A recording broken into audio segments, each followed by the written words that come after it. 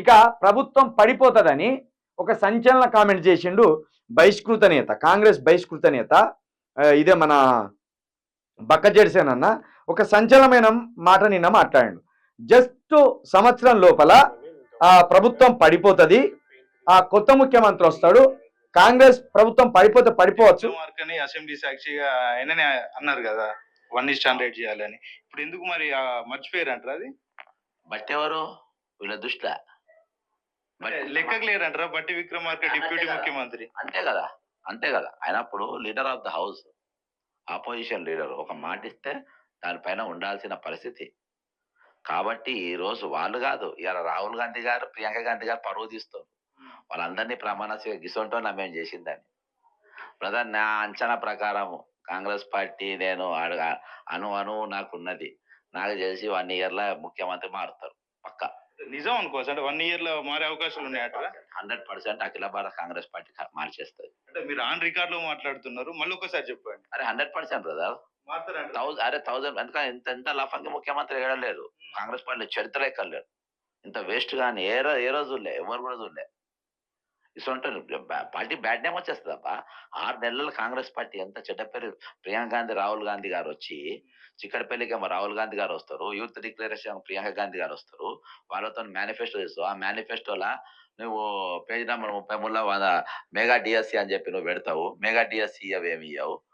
రాహుల్ గాంధీ గారితో ఏది 1 year లో 2 లక్షల పోస్టులు అంటావు. నువ్వు ఇప్పటికి 2000 పోస్టు కూడా నింపలే. మళ్ళీ 30,000 పోస్ట్ నేనే నింపినా అని చెప్పి ఆర్డర్ కాపీలు ఇస్తావు. అర్థమైందా? కాబట్టి ఇవి ఏఐసిసి వాళ్ళ దృష్టికి పోనంత వరకే ఉంటాడు.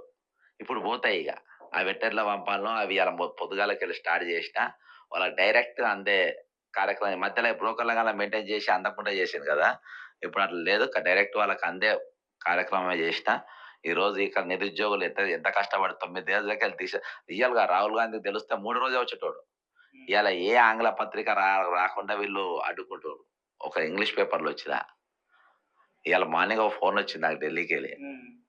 అదే అసలు ఏం జరుగుతుందంటే కొన్ని విషయాలు చెప్పిన.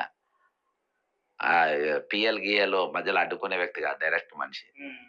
మొత్తం విషయాలన్నీ చెప్పిన. కాబట్టి ఖచ్చితంగా రేపు చేయాల్సిన పరిస్థితి ఉంది, లేకుంటే ఇబ్బంది అవుతుంది అనేది చెప్పిన.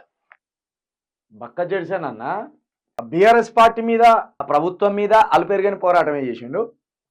రేవంత్ రెడ్డిని చూస్తేనే బక్కజెడిసేనకు అంత జర్రులు బాకినట్టు అవుతాను. ఎందుకంటే బక్కజెడిసేనన్న చదువుకున్నాడు, బక్కజెడిసేనన్న కాంగ్రెస్ డిఎన్ఏ కలిగినోడు, బక్కజెడిసేనన్న కాంగ్రెస్లోనే పుట్టిండు, కాంగ్రెస్లోనే ఉన్నాడు, కాంగ్రెస్లోనే ఆయన ప్రయాణం అంతున్నది. మొన్న ఎమ్మెల్సీ ఎన్నికలలో పోటీ చేసిండు, పాపం ఓడిపోయిండు. బక్కజెడిసేనన్నకి బల్మూరి వెంకట్కి ఇచ్చిండు. 29 ఏళ్ళు కూడా లేని బల్మూరి వెంకట్ ఎమ్మెల్సీ చేసిండు. ఇదే బీఆర్ఎస్ మీద అలుపెరుగని పోరాటం చేసి ఇదే బక్కజెడిసేనన్నకు మాత్రం కాంగ్రెస్ పార్టీ ఆ నాయకులు ఆయన అన్యాయం చేసిండు. ఇప్పుడు బక్కజెడిసేన చెప్పింది నిజం. ఏమంటాడు? రాహుల్ గాంధీకి, సోనియా గాంధీకి, ప్రియాంక గాంధీకి ఇక్కడ రాష్ట్ర సమస్యలు తెలియకుండా కొందరు బ్రోకర్లు, కొంత దళారులు ఇంగ్లీష్ పేపర్లను కవర్ చేస్తుండ్రు. ఇప్పుడు ది హిందూ పేపర్ ఉంది మనకు, ది హైన్స్ పేపర్ ఉంది మనకి ఇక్కడ, అదేవిధంగా ఇంకా 2-3 ఇంగ్లీష్ పేపర్లు ఉన్నాయి ఇక్కడ. ఇండియా టుడే కూడా ఇక్కడి నుంచి కూడా పోతుంది ఒక పేపర్. ఈ రాష్ట్ర సమస్యలను ఇంగ్లీష్లో రాస్తే ఢిల్లీలో ఉన్న వాళ్ళు చదువుతారు. తెలుగు పేపర్లు ఢిల్లీ వాళ్ళకి ఎట్లా వెళ్తాయి తెలియదు. పైగా ఇక్కడ అంతా దొంగలు, వీళ్ళు పదురుకొని ఉండే మంత్రులు కావచ్చు, ముఖ్యమంత్రి కావచ్చు, పదురుకొని ఉండే. మనం ఎక్కడ ఉన్నకాడికి సంపాదించుకుందాం, ముందు మనం అక్కడికి పోయి లొల్లి పెట్టుకోద్దాం అనుకునే. కాబట్టి ఇంగ్లీష్ పేపర్లు ఇక్కడ రాయకుండా, ఆ వార్తలు రాకుండా ఇక్కడ మేనేజ్ చేస్తాను కొందరు బ్రోకర్లు. కాబట్టి బక్కజెడిసేనన్న లాంటి వాళ్ళని ఖచ్చితంగా కాపాడుకోవాల్సిన అవసరం ఉన్నది. పైగా ఒక బహుజన బిడ్డ, పైగా ఒక మాదిగవారి బిడ్డ. చూడండి ఎంత పోరాటం చేస్తాడు. పైగా అన్నకు హ్యాండిక్యాప్డ్, 2 కాళ్ళు కూడా కట్టెల మీద నడుస్తాడు. అలాంటి వ్యక్తి నిన్న నిరుద్యోగులు పోరాటానికి దిగితే అక్కడ పోయి పోరాటం చేస్తే గుంజుకపోయింది. కనీసము శారీరకంగా ఫిట్టుగా మనిషి కాదని తెలిసినా కూడా గుంజుకపోయి ఇట్లా నూకేసిండు. కాబట్టి బక్కజెడిసేనని కాంగ్రెస్ ప్రభుత్వంలో ఉన్న ఆధిపత్య వర్గాలకు సంబంధించిన మంత్రులు కావచ్చు, ముఖ్యమంత్రి గారు కావచ్చు, చంపే ప్రయత్నం కూడా చేస్తారు. అలాంటి గొంతును కాపాడుకుంటూనే ఆ గొంతు ద్వారా అదే రాహుల్ గాంధీ గారికి, ప్రియాంక గాంధీ గారికి, సోనియా గాంధీ గారికి ఇక్కడ జరుగుతున్న అన్యాయాలను, అక్రమాలను ఇలాంటి గొంతు ద్వారా ఆ ఢిల్లీకి వినిపించే పని చేయాలి. ఎందుకంటే నేను చెప్తున్న బక్క జడిసిన అంటాడు అమ్ముడు పోయేటోడు కాదు. నేను ఎమ్మెల్సీ ఎన్నికలలో అన్న పొడి చేసేటప్పుడు కూడా ఒకసారి అన్న నేను మాట్లాడుకుంటే ఒక్కటే అన్నాడు, వన్ తరం కాదు రేవంత్ రెడ్డి గారి తరం కాదు నన్ను లొంగ తీసుకోవడం. ఈ మాట అన్న మాట్లాడాను. రేవంత్ రెడ్డి గారు నన్ను లొంగ తీసుకోవడం వన్ తరం కాదు, వన్ జేజమ్మ తరం కూడా కాదు ప్రవీణు. బట్టి విక్రమార్క అమ్ముడు పోతారు కావచ్చు, మల్లు రవి అమ్ముడు పోతారు కావచ్చు, ఇంకా కొందరు దళిత లీడర్లు అమ్ముడు పోతారు కావచ్చు, కానీ బీసీ లీడర్లు అమ్ముడు పోతారు కావచ్చు, కానీ నేను మాదిగ బిడ్డను, నన్ను ఒనుడు, నన్ను భ్రమపెట్టుడు వన్ తరం కాదు. ఢిల్లీకి పోయి వాడిని అంత చూడకపోతే అడుగు, రాహుల్ గాంధీకి వాడిని బాగోదని చెప్పకపోతే చూడు అని ఆ రోజే అన్నాడు అన్న. ఆయనే రేవంత్ రెడ్డి లెక్క మొన్న కాంగ్రెస్లోకి వచ్చినోడు కాదు. మొదటి నుండే ఆయన కుటుంబం కాంగ్రెస్ కుటుంబం. ఆయనకు కాంగ్రెస్ నుండి పై స్థాయిలో ఉన్నాయి లింకులన్నీ. అందుకే అంటాను సంవత్సరం లోపల రేవంత్ రెడ్డి సీటు ఖతమైపోతుంది. రేవంత్ రెడ్డి ప్లేస్లో తీసుకొచ్చి ఇంకో ముఖ్యమంత్రిని కూర్చోబెడతారు. కాంగ్రెస్ చరిత్ర నాకు తెలుసు, కాంగ్రెస్ అధినేతల చరిత్ర నాకు తెలుసు, హైకమాండ్ ప్రవర్తన ఎట్లుంటుందో కూడా తెలుసు.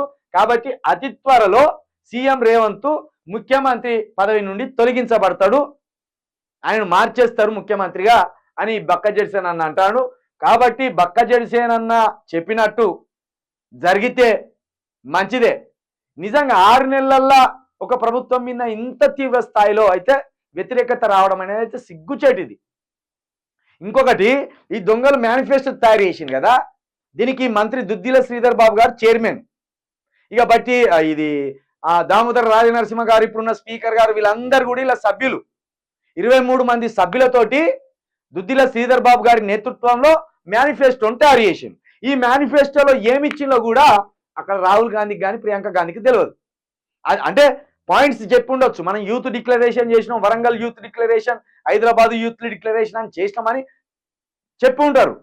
కానీ ఇప్పుడు ఎప్పుడు వీటిని నెరవేరుస్తామనే డేట్లు చెప్పి ఉండరు వాళ్ళకు. 100 రోజుల్లోనే మేము డిఎస్సి ఎత్తాం, 100 రోజుల్లోనే యూత్ డిక్లరేషన్లో ఇచ్చిన హామీలు నెరవేరుస్తామని ప్రగల్భాలు పలికింది కదా. ఇప్పుడు ఇవి నెరవేర్చిన అనుకొని రాహుల్ గాంధీ, సోనియా గాంధీ అనుకుంటానులేమో అని బక్క జడిసేన అనుమానం వ్యక్తం చేస్తాను. ఇక్కడ ఏం జరుగుతుంది వాళ్ళకి తెలియదు. కరెంటు కష్టాలు, నీటి కష్టాలు, నిరుద్యోగుల కష్టాలు ఇవి అక్కడ ఉన్న వాళ్ళకి తెలియదు.